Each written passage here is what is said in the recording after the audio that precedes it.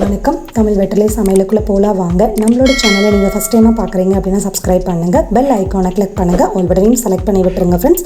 அப்போ தான் நான் தினம் போடுற வீடியோஸ் உங்களுக்கு நோட்டிஃபிகேஷனில் வரும். வாங்க வீடியோக்குள்ளே போகலாம். இன்றைக்கி நம்ம 3 ஸ்டெப்பில் பூ எப்படி கட்டுறதுன்னு சொல்லிட்டு பார்க்க போகிறோம். உள்ளன் நூல் வச்சு நம்ம பூ கட்ட போகிறோம். பிகினர்ஸ் நீங்கள் இப்போ தான் ஃப்ரெஷ்ஷாக பண்ணுறீங்க அப்படின்னா நீங்கள் உள்ளன் நூலில் ட்ரை பண்ணுங்கள். அப்போ தான் உங்களுக்கு அது ஈஸியாக இருக்கும். நீங்கள் நார்மலாக பூ கட்டுற த்ரெட்டு யூஸ் பண்ணீங்க அப்படின்னா அது பூ அருந்து போயிடும். ஸோ அதனால் இந்த மாதிரி நீங்கள் பண்ணீங்க அப்படின்னா உங்களுக்கு ஈஸியாக இருக்கும். மேலே 2 பூ கீழே 2 பூ வச்சாச்சு. இப்போ ஒரு வளைச்சி கயிறு இழுத்தாச்சு, திருப்பி ஒரு சுருக்கு, அவ்வளோதான். அதே போல் இன்னும் ஒரு சுருக்கு மட்டும் வச்சுக்க போகிறோம். ஏன்னா இது ஃபஸ்ட் டைம் பூ கட்டுறதுனால பூ உருவாமல் இருக்கிறதுக்காக 2 சுருக்கு கிரிப்னஸ்க்காக போடுறோம். நீங்கள் ஃபஸ்ட் டைமாக பூ கட்டுறீங்க அப்படின்னா குண்டு மல்லி இல்லை குட்டியாக இருக்கிற பூ வச்சு ப்ராக்டிஸ் பண்ணாதீங்க. இந்த போல் காம்பு வளர்த்தியாக இருக்கிற பூ வச்சு ப்ராக்டிஸ் பண்ணுங்கள். அப்போ தான் உங்களால் ஈஸியாக கட்ட முடியும். இப்போ பாருங்கள், பூ மேலே 2 வச்சாச்சு. அடுத்தது கீழே 2 பூ வச்சாச்சு. ஒரே ஒரு வளைப்பு வளைச்சி எடுத்தாச்சு நூலை. அதுக்கப்புறம் ஒரே ஒரு சுருக்கு, அதாவது நடுவரல் ஆள்காட்டி விரல் வச்சுட்டு ஒரே ஒரு வளைப்பு வளைச்சிக்கோங்க. கீழே கட்டவரல் வச்சு அழுத்துனீங்க அப்படின்னா அந்த பூக்குள்ளே சுருக்கு விட்டுட்டு நூலை இழுத்து விட்டுருங்க. மெல்லிசாக இழுங்க, அருந்துற போகுது. அவ்வளோதான். இதே போல் நம்ம கட்ட போகிறோம். கட்டி முடிச்சாச்சு. இது ஸ்டெப் 1ல் வந்திருக்கு. எப்படி வந்திருக்குன்னு பாருங்கள். நல்லா அழகாக நெருக்கமாக கட்டியிருக்கு. உங்களுக்கு ஃபஸ்ட் டைமாக கட்டுறீங்க அப்படின்னா கொஞ்சம் லூஸாக தளர்வாக தான் இருக்கும். நீங்கள் ஒன்றும் பயப்பட வேண்டாம். அதே போல் ஃபாலோ பண்ணிங்க அப்படின்னா கண்டிப்பாக இந்த போல் இறுக்கமாக உங்களால் கட்ட முடியும். இது ஸ்டெப் 2ல் பின்னல் டைப்பில் நம்ம இன்றைக்கி பூ கட்ட போகிறோம். அதுக்கு ஒரே ஒரு பூ மட்டும்தான் எடுத்துக்கணும். ஃபஸ்ட்டு ஒரே ஒரு பூ எடுத்துகிட்டு இதில் சுருக்கு வச்சாச்சு. இதில் 2 சுருக்கு வைக்க வேண்டாம். ஏன்னா ஒரு பூ அப்படிங்கிறனால ஸ்டாமினா கொஞ்சம் குறைவாக இருக்கும். ஸ்டெம்ப் கொஞ்சம் வீக்காக இருக்கும். அதனால் ஒரே ஒரு சுருக்கு மட்டும் போதும். இப்போ கீழே ஒரே ஒரு பூ வச்சுக்கிட்டோம். அந்த தண்டோட வளைச்சாச்சு. ஆனால் சுருக்கு வைக்கிறது அந்த தலை மாற்றி இருக்கிற தண்டில் மட்டும்தான் மாட்டணும். அவ்வளோதான். இந்த போல் மேலே ஒன்று கீழே ஒன்றுன்னு வச்சு மாற்றி பண்ணிங்க அப்படின்னா தான் நமக்கு பின்னல் டைப்பில் பூ கிடைக்கும். இப்போ மேலே பூ வச்சாச்சு. இதை கவனமாக பாருங்கள். கீழே இருக்க பூவோட லைட்டாக வளைச்சிட்டு வெளியில் எடுத்துடணும் நூலை. அதுக்கப்புறமா சுருக்கு வைக்கிறது மேலே உள்ள பூவில் மட்டும்தான் சுருக்கு மாட்டணும், அந்த தண்டில் மாட்டக்கூடாது. அதுக்கப்புறம் திருப்பி கீழே ஒரே ஒரு பூ, மேலே கட்டின பூவோட தண்டு இருக்குது பார்த்தீங்களா, அந்த தண்டோட ஒரு வளைப்பு வளைச்சி வெளியில் நூல் எடுத்துடணும். அதுக்கப்புறம் மேலே தண்டு தெரியுது பார்த்தீங்களா, அதுக்கு மட்டும் சுருக்கு வைக்கணும். அவ்வளோதான். இப்படி பண்ணிங்க அப்படின்னா தான் நமக்கு பின்னல் டைப்பில் பூ கிடைக்கும்.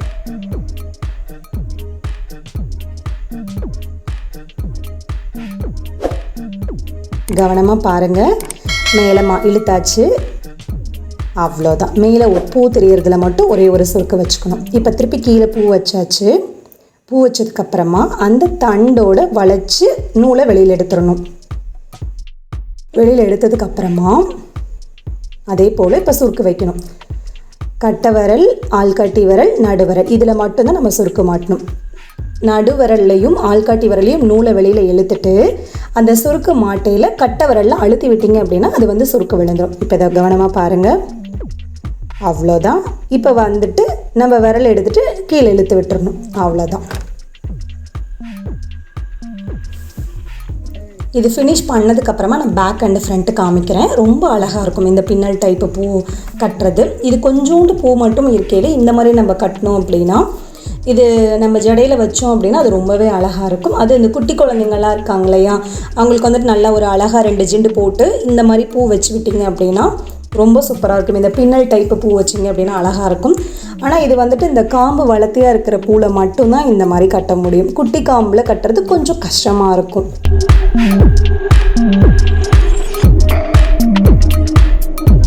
அவ்வளோதான், கட்டி முடிச்சாச்சு. இது நான் எப்படி இருக்குன்னு சொல்லிட்டு ஃபினிஷ் ஆனதுக்கப்புறமா ஃப்ரண்ட் அண்ட் பேக் காமிக்கிறேன் பாருங்கள். ரொம்ப சூப்பராக இருக்கும் இந்த பூ. இது ஃப்ரண்ட் சைடு, இது பேக் சைடு. அவ்வளோதான். இதை கட் பண்ணி எடுத்துடலாம் நம்ம. இப்போ ஸ்டெப் 3ல் பார்க்கலாம்.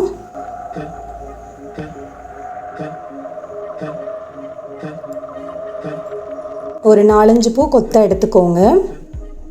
எடுத்துட்டு நூல் நல்லா அதிகமாக விட்டுக்கோங்க, கொஞ்சம் வளர்த்தியாக விட்டுக்கோங்க. விட்டுட்டு இதை இந்த 5 பூவையும் சேர்த்து இப்போ நம்ம கட்ட போகிறோம். அதாவது கீழே பூ வைக்காமல் மேல் பக்கம் பார்த்த மாதிரி மட்டும் பூ கட்ட போகிறோம். இது வந்து நம்ம கட்டி முடித்தோம் அப்படின்னா ஃபைனலாக வந்துட்டு அந்த பூ மட்டைன்னு சொல்லுவாங்க இல்லையா, ஜடை வைக்கிறோன்னு சொல்லிட்டு ஜடை மட்டைன்னு சொல்லுவாங்கள்ல, ஜடைக்கு பின்னாடி வந்துட்டு அந்த வாழை மட்டையில் பூவெல்லாம் அழகாக கோத்து அதுக்கு நடுவில் அப்படியே பந்தாக பூ கட்டி வச்சுருப்பாங்க. அந்த டைப்பில் தான் இப்போ நம்ம கட்ட போகிறோம்.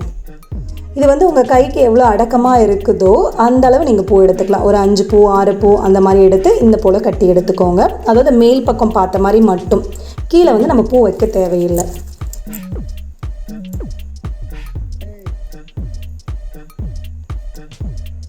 அந்த சைடில் வந்து நம்ம ஃபஸ்ட்டு பூ கட்டையில் ஃபஸ்ட்டு முடி போடையில் நம்ம கீழே கொஞ்சம் லென்த்தாக நூல் விட்டுருந்தோம் இல்லைங்களா, அது வந்து க்ரிப்பாக இழுத்துக்கிறதுக்காக அதை இழுத்திங்க அப்படின்னா உங்களுக்கு இதில் கட்டுறதுக்கு ஈஸியாக இருக்கும். ஏன்னா நிறைய பூ இருக்கையில் கொஞ்சம் கொத்தாக இருக்கையில் கனமாக இருக்க மாதிரி இருக்கும்.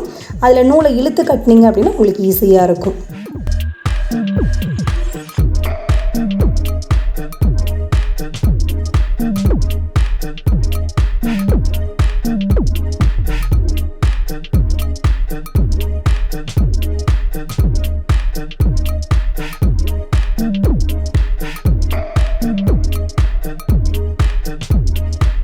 இதே போல் நம்ம எல்லா பூவும் கட்டிடலாம். அதாவது ஒரு ரவுண்ட் ஷேப்புக்கு வர்ற வரையில் நம்ம கட்டிடலாம். நீங்கள் இது ஓரளவு கொஞ்சம் லென்த்தாக வந்தது அப்படின்னா நீங்கள் ஒரு ரவுண்ட் பண்ணி பாருங்கள். அந்த ரவுண்ட் ஷேப் கரெக்டாக வந்தது அப்படின்னா அதோட ஸ்டாப் பண்ணிடுங்க. ரவுண்டுக்கு கொஞ்சம் பத்தலை அப்படின்னு இன்னும் ஒரு 2-3 மூடி பூ கட்டிக்கோங்க.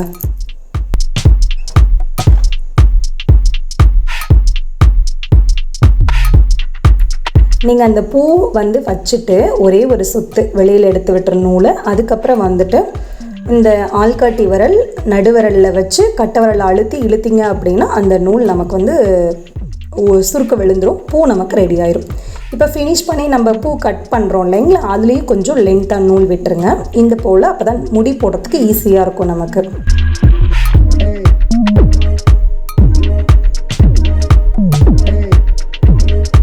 இதை வந்து அப்படியே அந்த பக்கம் திருப்பி விட்டுக்கலாம் நம்ம. இது வந்துட்டு அடிப்பக்கம், இது வந்துட்டு மேல் பக்கம். இதை வந்து ஒரு பூ மட்டும் வச்சிங்க அப்படின்னா கரெக்டாக இருந்தது. கொஞ்சம் பூ ஃப்ளார் வந்துட்டு ரோஜா பூ பெருசாக இருந்ததுன்னா ஒரு பூ வச்சுக்கோங்க. இது கொஞ்சம் குட்டி, அதனால நான் 3 பூ வச்சுருக்கேன். 3 பூ வச்சிங்க அப்படின்னா தான் அந்த பூவோட தண்டு தெரியாமல் இருக்கும். ஏன்னா இல்லைன்னா ஒரு பூ மட்டும் வச்சோம் அப்படின்னா பூ வந்து சின்னதாக இருக்கும், தண்டு பெருசாக தெரிகிற மாதிரி இருக்கும். நம்ம அங்கே வச்ச பூவோட ரோஜா பூவோட காம்பை வெளியில் எடுத்து நம்ம கட்டையில் நூல் எக்ஸஸாக இருந்தது இல்லைங்களா, அதில் வந்து அதோட சேர்த்து முடிச்சு போட்டுடணும். முடி போட்டுட்டிங்க அப்படின்னா தான் ரோஜா பூ கீழே விழாமல் இருக்கும். முடி போட்டுட்டு எக்ஸஸ் நூலை கட் பண்ணி எடுத்துருங்க. அவ்வளோதான். இன்றைக்கி வந்துட்டு நம்ம 3 டைப்பில் பூ கட்டி காமிச்சாச்சு. இதில் எந்த டைப் உங்களுக்கு ஈஸியாக இருந்தது, உங்களுக்கு பிடிச்சிருந்தது அப்படின்னு சொல்லிட்டு கமெண்ட் பண்ணுங்கள். நம்மளோட சேனலுக்கு சப்ஸ்கிரைப் பண்ணுங்கள். அப்போ தான் நாளைக்கு நான் போடுற வீடியோ உங்களுக்கு நோட்டிஃபிகேஷனில் வரும். தேங்க்யூ.